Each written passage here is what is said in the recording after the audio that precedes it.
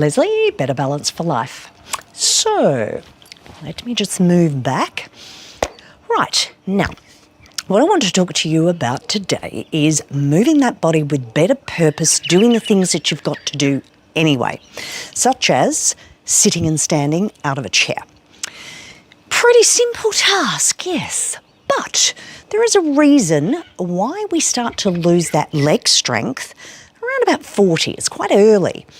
One of the reasons is because when we do this simple task here, we tend to start doing the following. Just let it all go. Number one. So we're not actually engaging the legs, engaging the core to actually place the body in the chair. We tend to just let it all go. Same when you're getting back up again. There tends to be either a push off the legs, push off the chair, or even worse, push off the table. So think about that. If we're actually utilising the upper body to push, we're not activating those legs, and it's one of the simplest ways to regain and keep and maintain that leg strength, very simply. But I do understand that sometimes it gets a little bit tricky on the knees. It can do, especially if you've had some knee injury or you've got a bit of arthritis in the knees, which can happen quite early. So a way to avoid any discomfort in the knee is just simply do the following. So we want to tip from the hip. So you want to look at the floor. Don't look at me. You want to look at the floor. You want to take a breath in through the nose. Then you want to push through those feet and lift that body out of the chair. We want to do the same to reverse. We don't want to try and sit with the body upright. That puts pressure on the knees and can sometimes give you that shearing feeling in the front of the knee. So we're going to avoid making that pain, so we will sit in a way that stops that from happening. Generally not very purposefully. So if we tip from the hip again, so look at the floor, and now we're just going to gently slide that bottom back. We've got to brace through the belly. So my bottom is not on that chair yet. I need to brace through that belly and pop that back on the chair.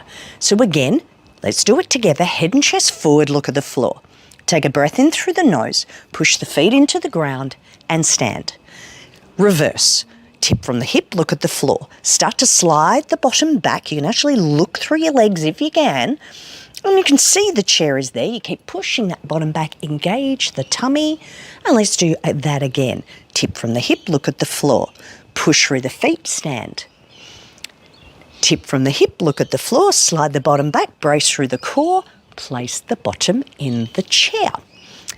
Another handy hint, if you find when you get up to get out of the chair, you're feeling a little bit stiff, if you do this, I know you can't see my feet clearly, but I'm tapping the full foot on the floor, flat of the foot on the floor, tapping those feet.